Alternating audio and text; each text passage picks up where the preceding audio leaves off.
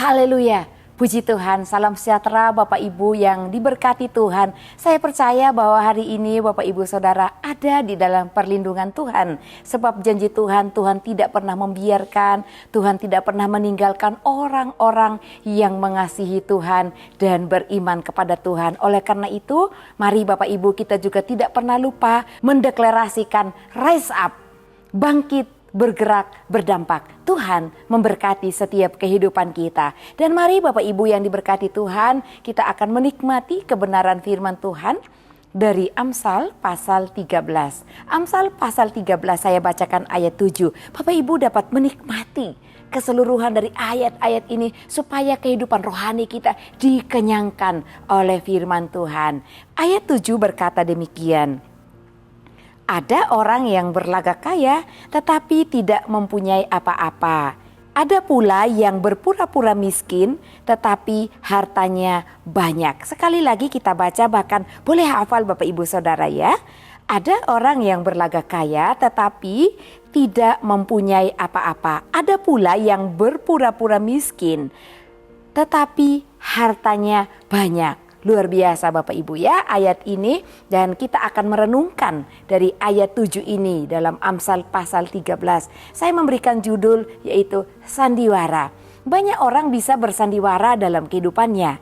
Tergantung orang itu sandiwara dalam hal positif atau hal-hal yang negatif menggunakan sandiwara. Karena saya percaya Tuhan itu adil. Dan Tuhan itu Maha Kasih, memberikan talenta kepada setiap orang yang percaya kepada Tuhan.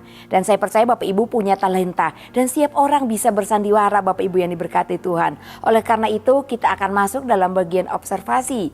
Amsal ditulis oleh Salomo. Dan Amsal 13 ini juga memaparkan peristiwa-peristiwa kehidupan setiap orang, baik kehidupan manusia yang terjadi pada zaman di mana Salomo masih hidup. Dan juga Amsal Salomo ini masih terjadi sampai hari ini. Oleh karena itu Bapak Ibu bisa menilai ya, apakah ayat ini masih berlaku sampai sekarang? Adakah orang-orang yang demikian atau tidak? Mari kita masuk dalam bagian interpretasi. Dikatakan bahwa ada orang yang berlagak kaya tetapi tidak mempunyai apa-apa. Ini yang pertama.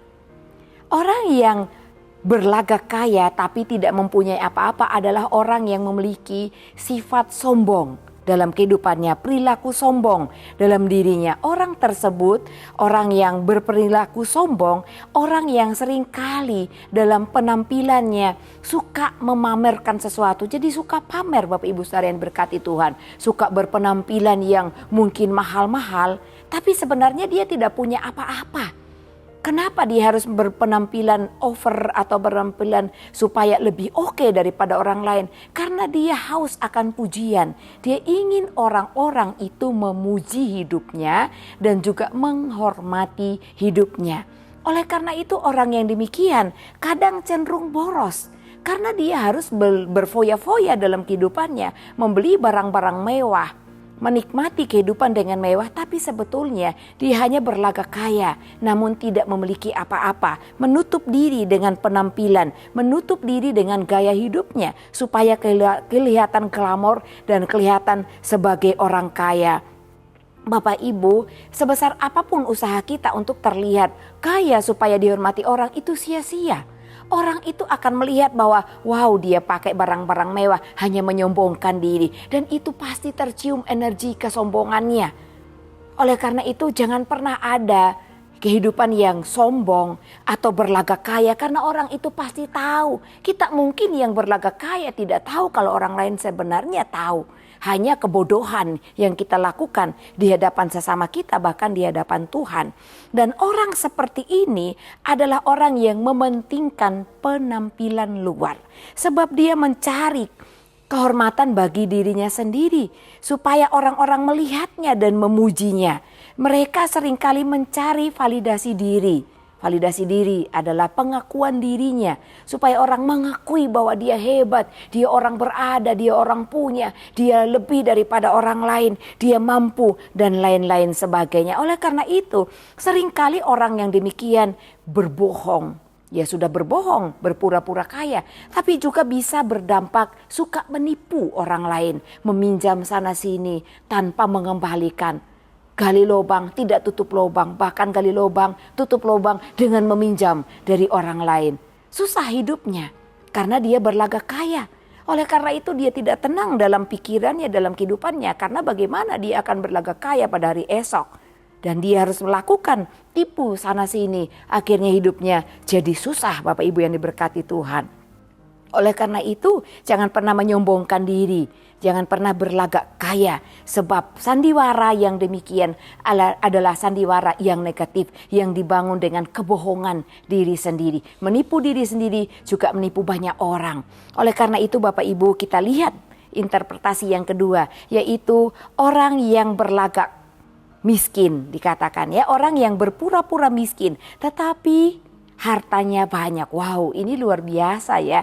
Kelihatannya miskin, tidak punya apa-apa, tapi sebetulnya dia punya harta banyak, dia punya kekayaan, dia punya berkat yang melimpah, tapi suka disembunyikan supaya tidak terlihat oleh khalayak umum. Hanya mungkin dilihat oleh orang-orang tertentu, tapi dia pandai menutup diri. Kenapa? Karena orang yang demikian, orang yang berpura-pura miskin, takut dimintai sumbangan. Ini salah satu Bapak Ibu Saudara ya. Ya, karena kalau orang yang punya banyak berkat, tentu kalau tidak memberi dianggap pelit. Jadi orang demikian dia berpura-pura susah, berpura-pura banyak masalah, berpura-pura banyak beban berat, berpura-pura tidak punya apa-apa, berlagak miskin, berpura-pura bersandiwara dalam kehidupannya. Supaya banyak orang menaruh belas kasihan, dan orang yang demikian memang mencari belas kasihan, suka diberi tapi tidak mau memberi.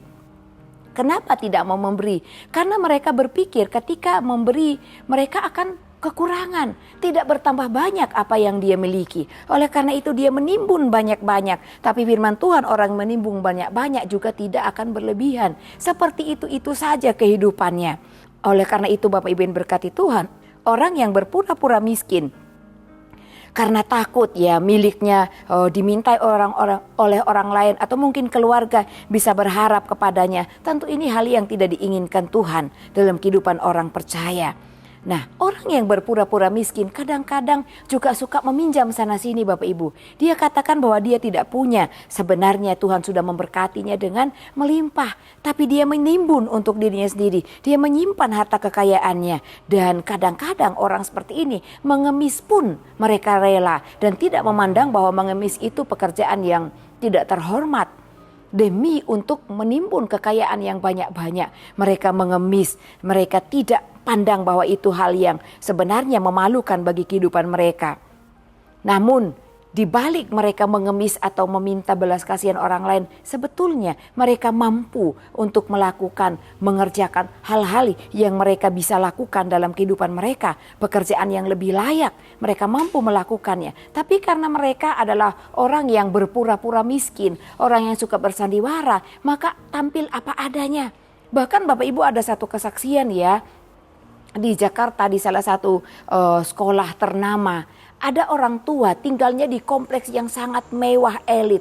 Tapi ketika mendaftarkan anaknya, dia datang dengan pakaian apa adanya, agak kumal lah Bapak Ibu Saudara. Ketika dilihat tapi penampilannya bersih.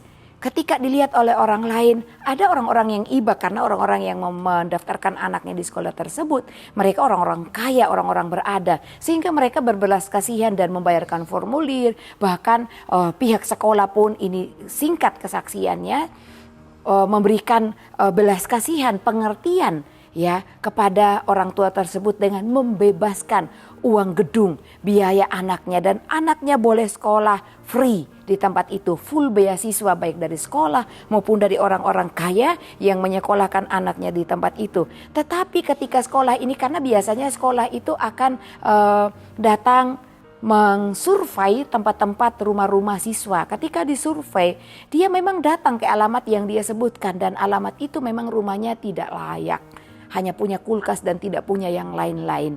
Tetapi apapun yang disembunyikan Bapak Ibu, kita bisa bersandiwara, menutup diri kita dengan orang lain, tapi tidak dengan Tuhan. Tuhan buka suatu hari, pihak sekolah tahu bahwa orang ini ternyata orang kaya, orang berada. Nah, hal-hal demikian sangat mempermalukan Tuhan kalau ini dilakukan oleh anak-anak Tuhan.